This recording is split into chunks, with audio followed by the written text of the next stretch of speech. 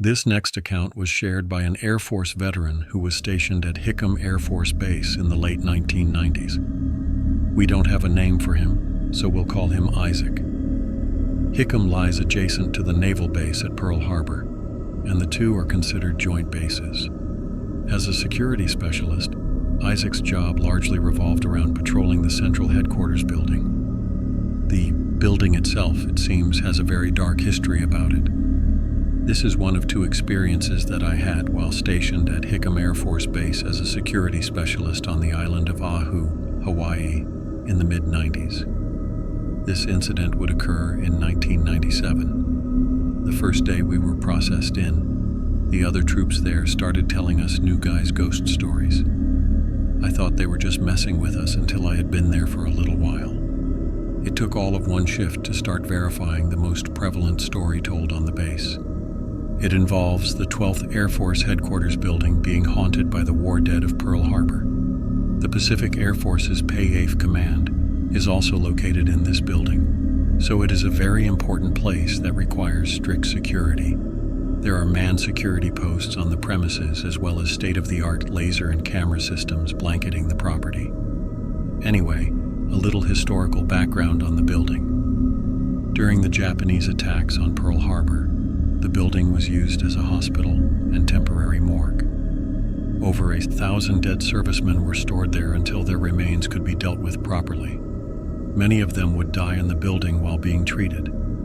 There was so much blood that the cleanup apparently required stringing hoses throughout the building and washing the floors with scrub brushes. Pretty gruesome and for sure sets a good stage for some paranormal happenings.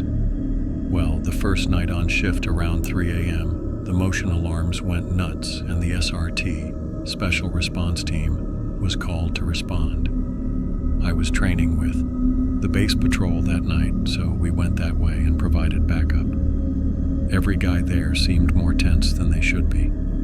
Something strange then happened to me.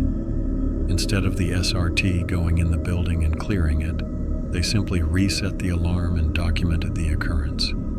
Anyone who knows anything about military security knows this is extremely unusual and not protocol. When we returned to our patrol, I asked my FTO, my field training officer, why didn't we secure the building like we should have? This is what he told me.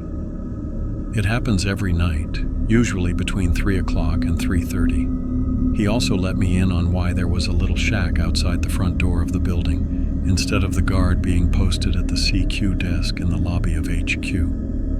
Almost every airman that tried to work the post would refuse to stay in there because they would hear walking and talking, smell what was described as rotten meat or a slaughterhouse smell, and the stairs in front of that location would squeak and vibrate violently on a regular basis. I was still thinking that this was them messing with me. It just seemed like it was a little too scripted. But man, was I wrong. For the next 6 months I was there, this alarm thing would occur each and every night between 3 o'clock and 3:30, just like my sergeant warned me. I saw military dogs refuse to go into search. Every dog would whimper, growl, and try to hide behind their handler. Those of you who know that military working dogs don't refuse service. I also witnessed grown men choose to sit on a stool in a 4x4 foot shack instead of at a nice desk in a spacious air-conditioned lobby night after night. I quickly became one of those guys in the shack too, because I experienced the walking, talking, and stares in about the first hour of my shift on that post. I tried sitting at the desk, and I didn't stay there long because my shift on the HQ post began at midnight, and by 0100 or so, my time of trying to stay at the CQ desk was over. I was pretty shaken. I never experienced the smells, but would experience the sounds on several occasions. Then, at 3:17 a.m., the alarm went off.